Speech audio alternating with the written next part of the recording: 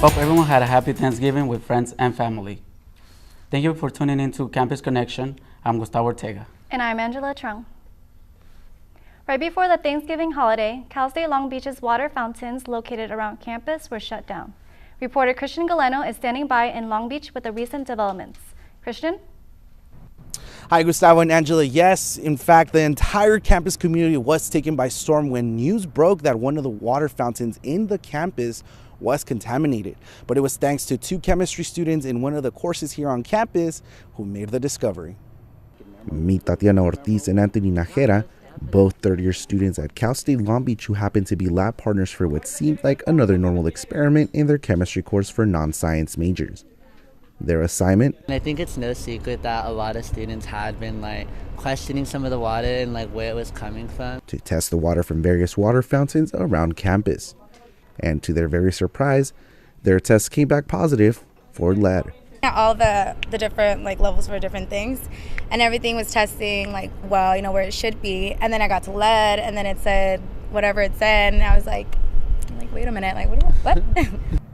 The students tested the water from 10 different buildings around campus with home kits that test the different levels of pH, calcium, and lead.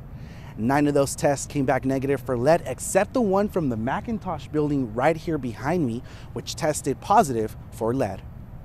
After the discovery, Elaine Bernal, the lecturer for the course, gathered all the information and directed it to CSUOB's plant facilities, to which they quickly responded by shutting down water fountains and testing water throughout the entire campus. pH standards is 15 parts per billion, so that's a very small level. As far as the test that the university did, they did reveal that it did not conform to EPA standards. In a November 17th email from Vice President Mary Stevens, she wrote, "While we believe the impacts are limited because this is a matter of importance to the health and well-being of our community, the university is investing in experts and solutions. The issue we are dealing with is on campus and appears to be limited to specific buildings and facilities." I'm so proud. I don't know. I just feel really cool that I was able to contribute to this experiment. And I'm definitely going to brag about it to everyone. I'm guess what I did? When I was at Cal State Long Beach, I changed the water, putting it on my resume. That's why I'm telling her. Now, campus administration has removed any unfiltered water fountains around campus and replaced them with water dispensers until all expert testing has concluded. Reporting from Long Beach for Campus Connections, I'm Christian Galeno. Back to you guys in the studio. A man has been arrested by the University Police Department last week after threatening several members of the La Raza Student Association in September. The man was placed in surveillance by the police. He will be charged with a hate crime enhancement, and the district's attorney office will handle the case.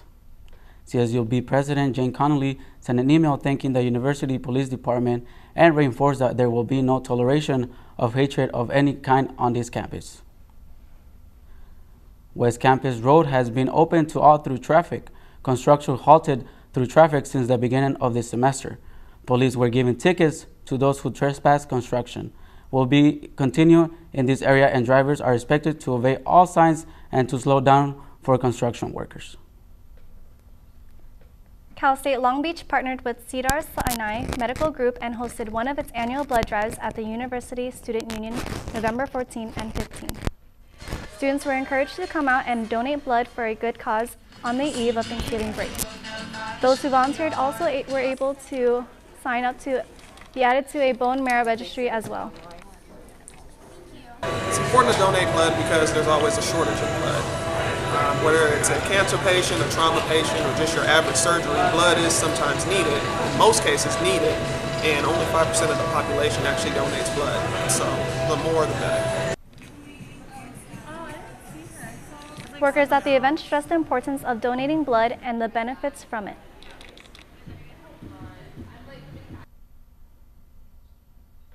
After donating, students were given the choice between a t-shirt or a coupon for a pint of Baskin-Robbins ice cream. Research shows that 1 pint of blood can save up to 3 lives. The Long Beach Rescue Mission held its 45th Thanksgiving Day volunteering service for the hurting and homeless population this past week. Galton DeBerg has more on the story.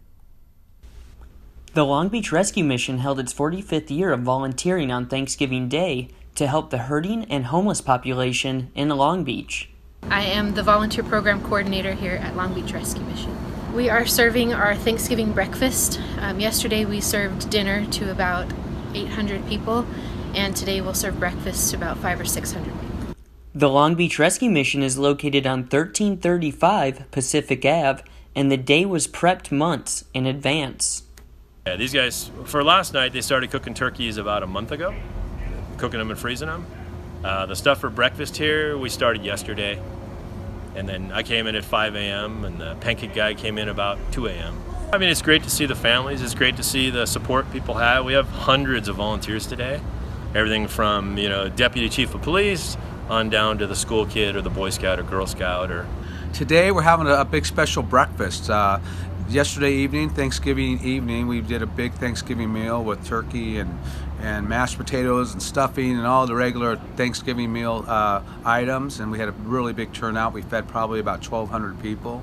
And Thanksgiving morning, we do a big breakfast: bacon, eggs, pancakes, sausage, hash browns. We really do it upright and get a lot of people here. We start off the day great. We've been doing this for 45 years.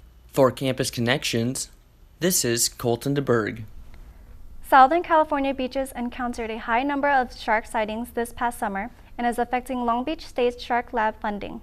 Jackie Gonzalez has more with the story. Long Beach State has a unique gem right on campus, the Shark Lab. They have tagged a total of 29 sharks this past summer, decreasing their funds as more resources are used to study shark behavior.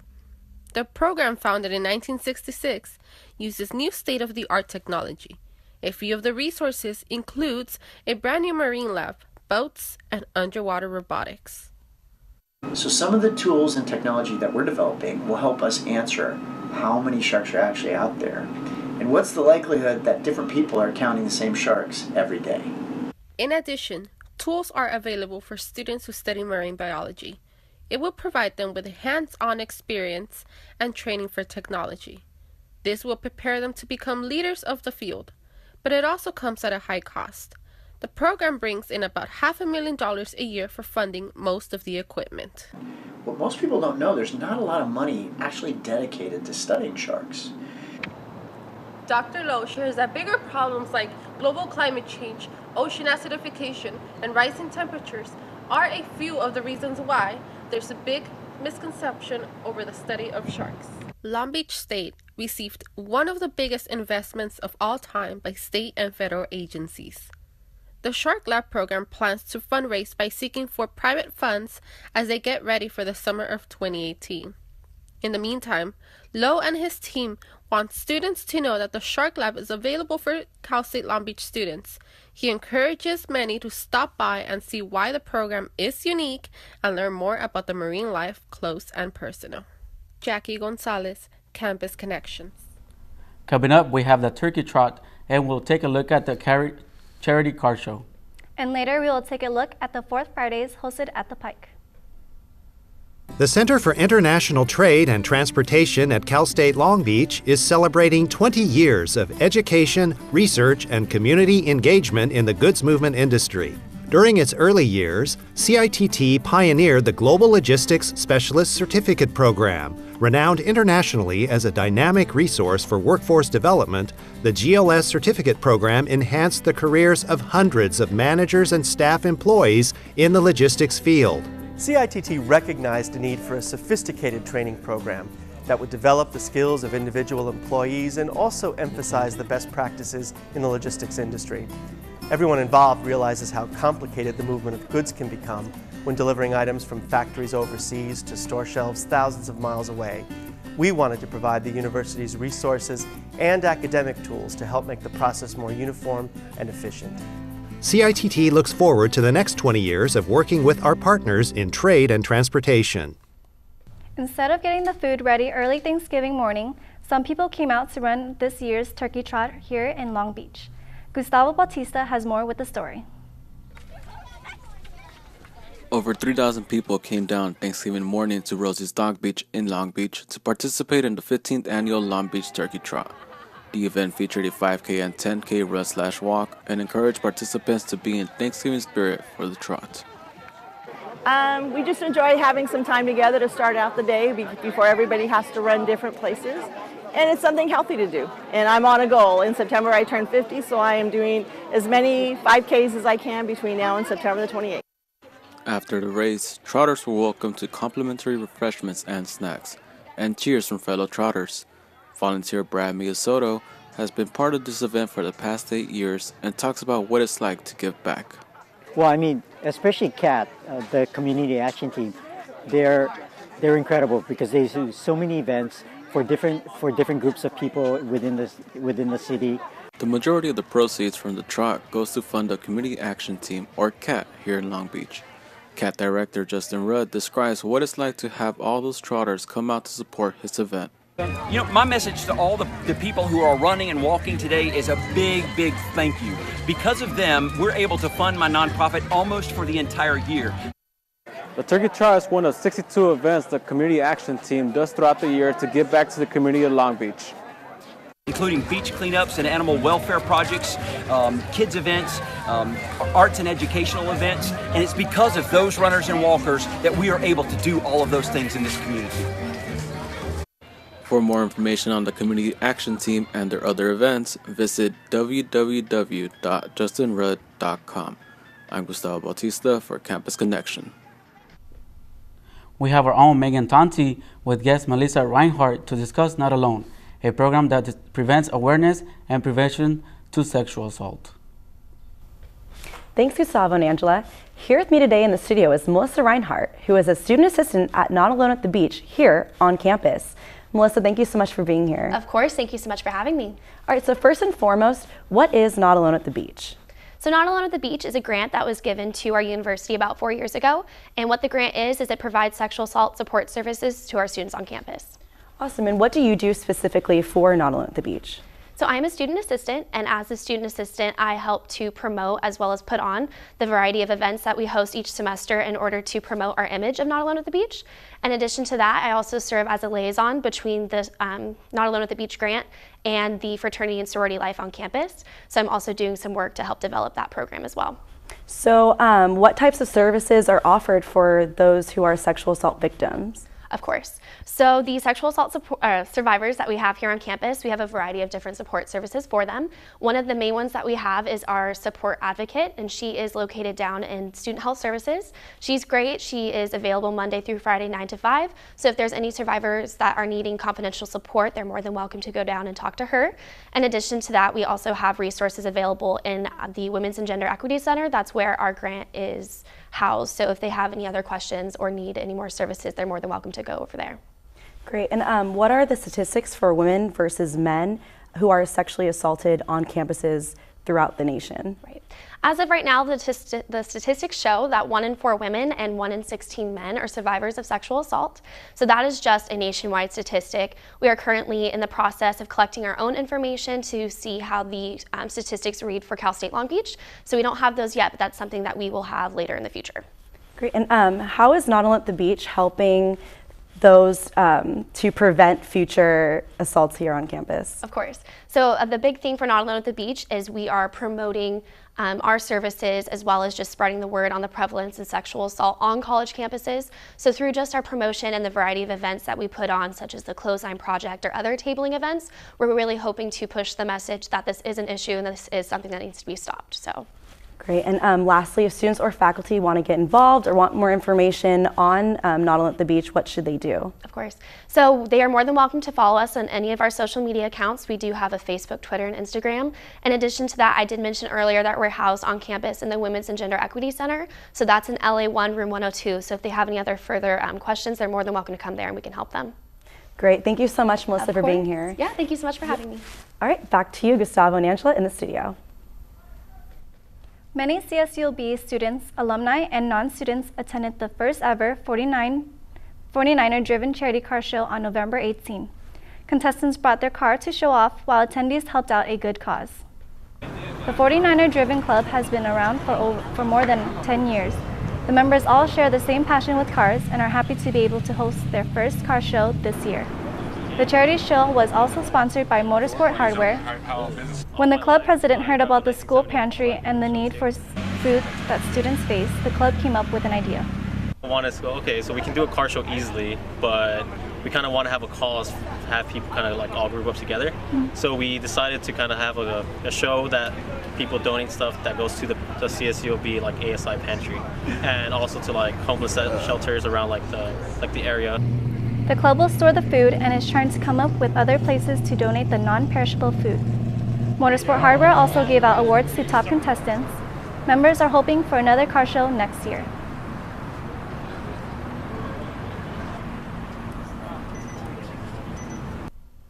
Every year, department stores are opening their doors for Black Friday shoppers even earlier. Many stores were open on Thanksgiving Day, offering great discounts on apparel, electronics, and many more. This year's shoppers spent a record of $5 billion in just 24 hours. According to Adobe Digital Insights, the Nintendo Switch was the #1 selling product on Black Friday. Today is Cyber Monday, the Monday after Black Friday, when online retailers offer deals to consumers. Cyber Monday could break records too, with projections of $6 billion in online sales. Even airlines are offering deals to travelers, but police have a warning for shoppers. They say if you get an email that's too good to be true, then it probably is, and don't open any suspicious emails.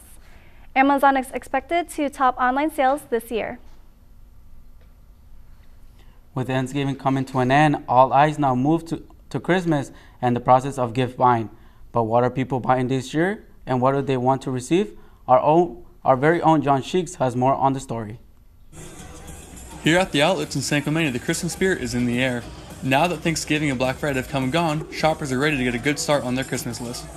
I've got 4 kids, parents, aunts, uncles, cousins, so it's pretty long.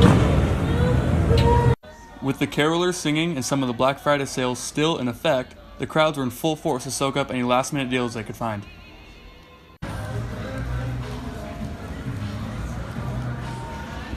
Stores like 2XU are a hot commodity this year, especially with the rise of high-end athletic apparel like Lululemon and Nike. This apparel seems to be on everyone's wish list this year. Well, I'm a teacher, and I'm a PE teacher, and really athletic, and I would love Lululemons or Zella, anything that's from Nordstrom quality so it doesn't break like Target clothes. So yeah, anything quality, workout. Electronics seem to be another hot item this year, with Apple releasing new products such as the new iPhone and Apple Watch. You can expect to see them on Christmas lists this year. I really want to get a MacBook Air laptop by Apple. I'm going to school, so it's going to be pretty necessary for me, and I don't have any laptop whatsoever. So, whatever you may buy or receive, a gift from the heart is never a bad choice. For Campus Connection, I'm John Sheeks. The Urban Hive Market hosted the 4th Fridays at the Pike, a special event for small businesses on Saturday night at the Pike Outlets in Long Beach. The event is a monthly outdoor marketplace and is free to the public. People can enjoy food, trucks, art, music, and more than 60 vendors from 5 to 10 p.m. Pets are also welcome to join. This is our first year of business, and the community is really excited. Long Beach loves supporting local, and to see all of the family smiling faces is a lot of fun. The next upcoming event will be on Friday, January 26, 2018. For more information, you can go to urbanhivemarket.com. Just recently, Long Beach hosted a beach yard show where different sororities and fraternities came together to compete against each other in stepping. Our entertainment reporter, Holly, has more on that event and other entertainment news. The Center for International Trade and Transportation at Cal State Long Beach is celebrating 20 years of academic activity and service in the goods movement industry. The foundation of CITT was predicated on the notion of the university serving as an objective, non-aligned resource for the study and discussion of important issues concerning the trade and logistics industry. All sectors of the industry are invited to participate in open forums, town halls, and public outreach events. Well, the university is a neutral forum where all stakeholders can come together and work on solutions to all of our problems. There's no special interests trying to run an agenda, but it allows us to focus on the challenges that our San Pedro Bay Port Complex have and work on solutions. The National Pan-Hellenic Council at the California State University Long Beach hosted the Beach Yard Show in honor of the different sororities and fraternities.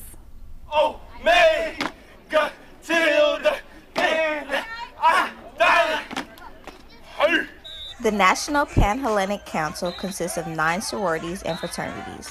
The Yard Show is an event that provides organizations from NPHC to compete against each other in a stepping and strolling competition, while all attendees learn about the historical relevance and importance of the dances to culturally based Greek letter organizations. We saw the Greek stories, what they got. My favorite performance personally was the Sigmas because they have a place in my heart, and I really like the way they step. I came to be with my friends and to have a chance to look cute. My favorite performance was the Alphas and the Zetas. The stated purpose and mission of the organization in 1930 was unanimity of thought and action as far as possible in the conduct of Greek letter collegiate fraternities and sororities, and to consider the problems of mutual interest to its members' organizations.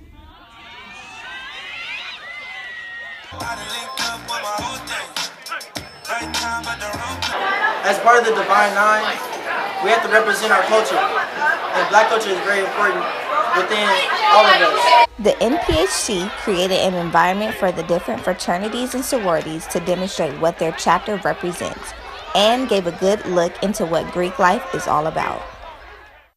Holiday excitement going around, the CSULB 49ers shop, University Bookstore, and the Alumni Association hosted the 33rd Annual Alumni Faculty and Staff Night. This exclusive event allowed CSULB families to come together and connect with new and old friends. The event included store-wide discounts, door prizes, complimentary refreshments with a wine bar, music, a fashion show, Santa, and more. Rising Oakland rapper Kamaya made her way to CSULB, where she performed at the 2017 BSU Talent Showcase. The BSU and Kappa Alpha Psi fraternity hosted the event, which started at 7 p.m. and was held in the USU Ballroom. Students used Snapchat to show all the excitement. Her guest performance added to a great night while everyone danced and sang to all her songs as she performed them. Movies on the House is bringing the Spook this November 29th and 30th. Students can attend the free screening of it with a valid ID. Non-CSULB students admission is only $5. Showtimes start at 3:30 and 6 in the afternoon and evening. The third show is scheduled at 8:30 at night. An assortment of concessions will be sold, and ASI recommends that everyone arrives 15 minutes prior to the start of the movie. That's it for entertainment. Back to you, Angela and Gustavo. Thank you, Holly, for updating us with this week's entertainment news. Coming up, we have Daniel Magaña giving us the play-by-play on the latest sports news. And we take another look at Long Beach's annual Alumni, Faculty, and Staff Night. Hi, I'm Jane Close Connolly, President of Long Beach State. Thanks for watching Beach TV.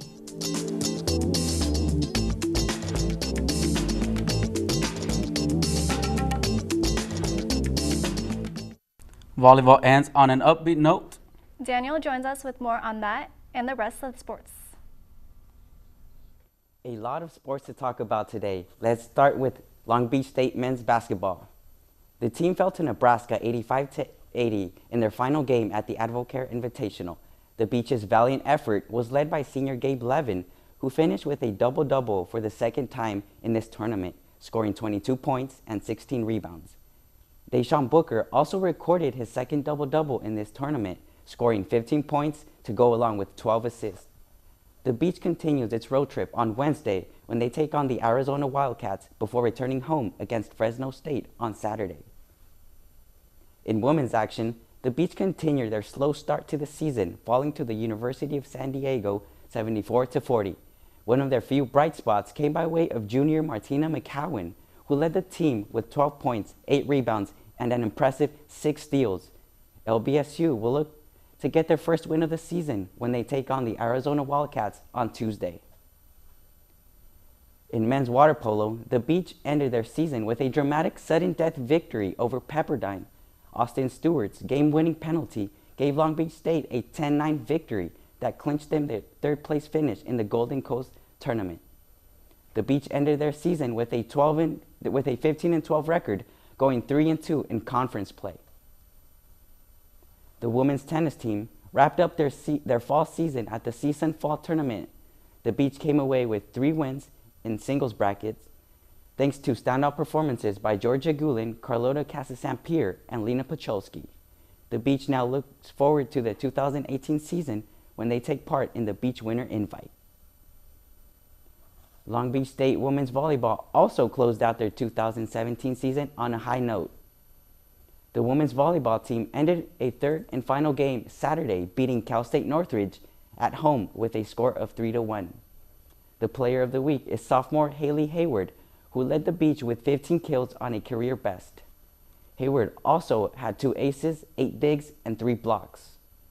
Senior Rachel Nieto was awarded Defensive Player of the Week. She's surprised seeing that she focused on indoor volleyball, but now she's turning her attention to beach volleyball. She says that it feels amazing coming back to where she started. Nieto will miss the teammates and the excellent vibes and chemistry they developed. Rachel feels excited to see what's coming up next for the girls.